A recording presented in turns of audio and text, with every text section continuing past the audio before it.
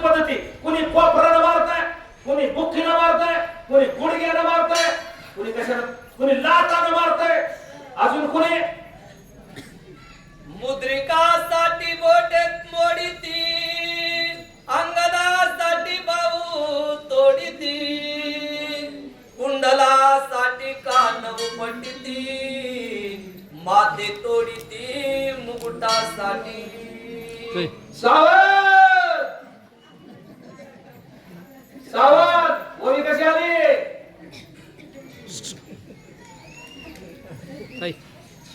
येत आहे तुमच्या नगरीची हे पाव. हे सावध कशामुळे मी म्हणलो सावध?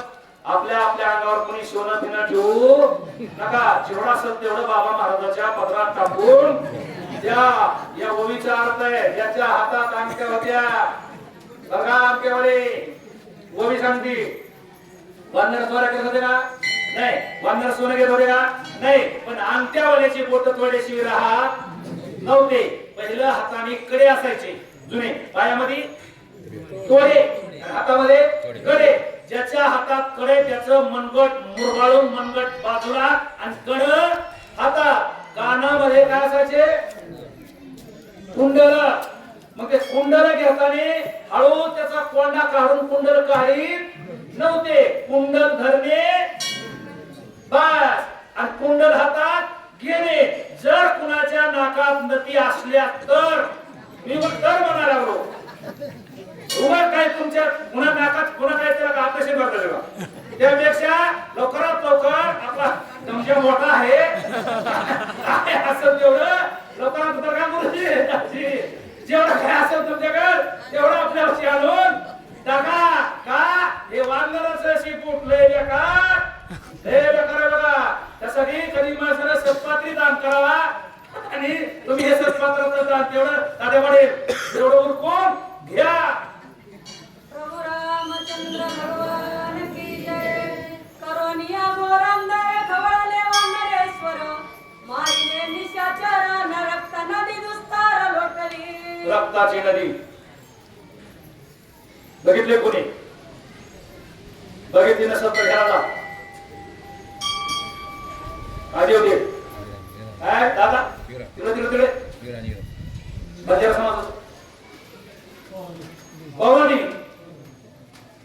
पौराणीला जाणं होत नसत. इथं जा दारूच्या पलीकडून काय देव रामदेव असं त्या खडकाने रक्त वाहत. त्याला म्हणायचं रक्ताचा पूर आला. हा रक्ताचा पूर कुठं आला? लंकेमध्ये. कुणी आणला? वानराने आणला. हे भिडच बघा ना, हात मोडतोय का, पाय मोडतोय का, डोकं फुटतोय. अहो एखाद्याच्या कपाळाला जर थोडं लागलं का, थोडं तर ते पट्टी बांधित नाही. थोडं लागलं भरपूर लागलं बांधतोय.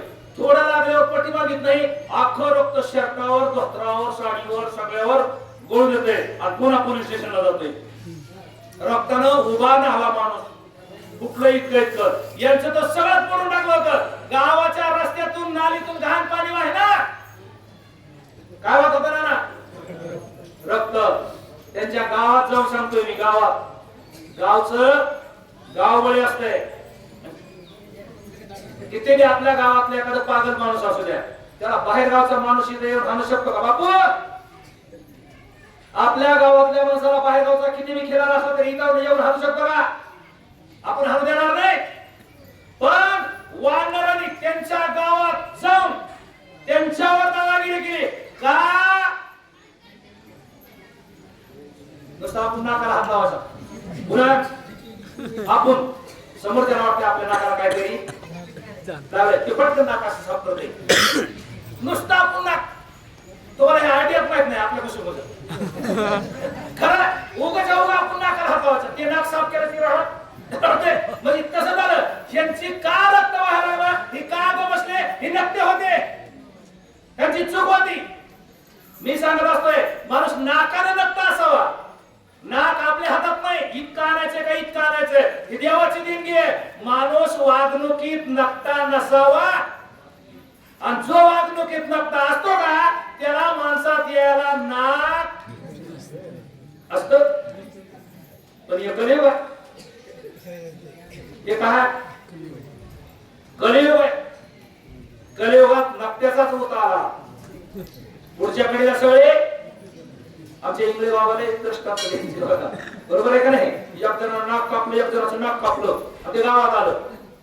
ते म्हणले नाक कापून म्हणजे मला रामाचं दर्शन होतं. नाक कापलं ते म्हणलं नाक कापलं ते म्हणलं मला होईल मला कापून बघ. कापलं ते मला नाक कापलं राम काय दिसेना. दोन लोक म्हणला दिसतंय मन आत्मा दिसतंय मन.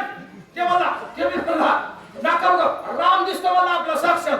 तिसऱ्याला कापलं कापलं बरं माझ्याकडे अख्खं गाव नक्की झालं. राम भेटला नाही. वानरी केले महारण कवंदी गाठले नवस्थान नखी केले उदाहरण माझे रणांगण पंगले.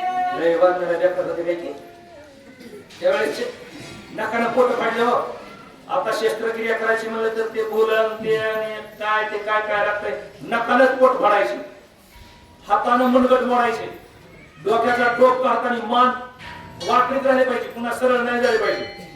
असले वानर आता काय रामाची चोरी केली आणि चोरी केली एकानं. घरातलं एकच माणूस गुन्हा करीत असतं कुणाचं तरी आणि आपलं घर मार खात का. त्यासाठी घरातल्यानं गुन्हा केला तरी खोट्याच्या मागे उभं राहायचं नाही नाही नाही. नाहीतर खोट्याच्या मागे उभं राहिलं का आपलं सुद्धा डोकं लाल झाल्याशिवाय राहत नाही. दाती डसुनी गोळांमुळे काढून येते अंतरवाळे तेने होईते शिराळे पाळी शिरले आपले अवघड होई सांगायला सुद्धा जड चालली. गोळांमुळे म्हणजे वाढणार दातानं नरडे पळायला लागले. होई बरोबर आहे का? पुन्हा फोडला होता दातानं नरडे. चला आपल्यात आता येऊ 400 वर्षापूर्वी शेलार मामानं उदयभानाचं मुंडकं कशानं नरड कशानं फोडलं? तलवारीने कशाने? दातानं राग आल्यावर माणसं दात सुद्धा काम करतात. लईच नवरा मारा लागला तर बायको खालून टाकते.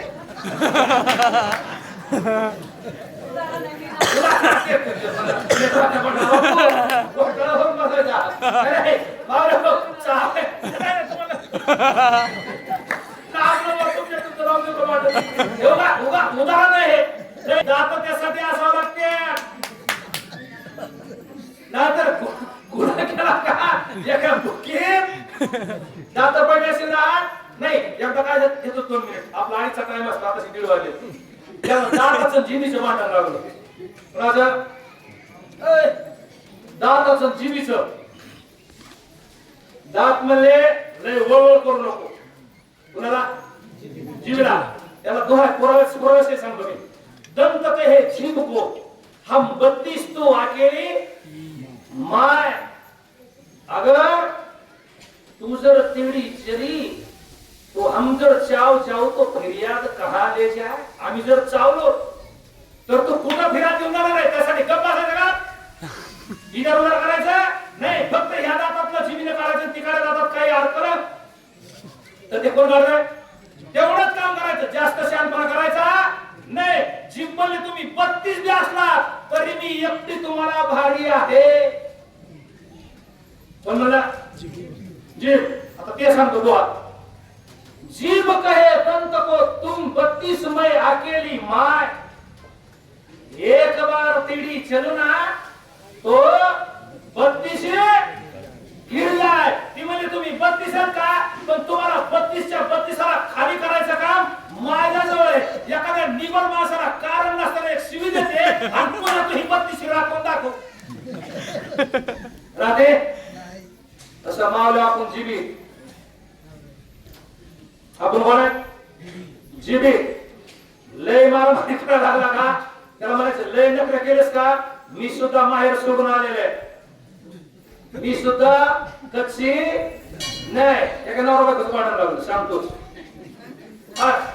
मात्र मावल्या बोलत होत्या म्हणजे आपण अजिबात घेत नाही. दुसरी म्हणजे मला लय भेटत म्हणजे अजिबात घ्यायचं नाही. जी नाही होती तिचा नवरा तिला काय करायचा मला देत नाही ना.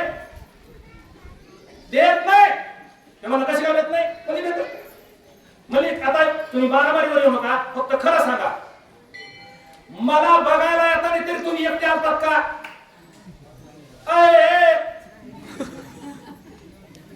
माझ्याकडे काय होता बायको बघायला बोलली मला बघायला येताना तरी तुम्ही एकटे आलतात का 2-4 घेऊन आलात जणू का मी तुम्हाला खात होते आणि लग्न लावायच्या टायमाला तर 4-500 घेऊन आला मी वाघीण आहे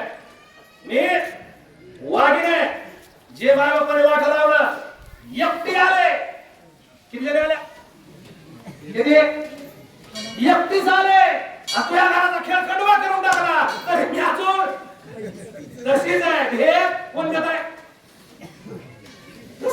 तसा शिबिरा कमी समजायचं नाही चला वर्षाचा शिळा पाशान द्रुमांचे गाय दारुण केले राक्षसांचे चूर्ण कर्दम पूर्ण रणम चिखल झाला चिखल मासा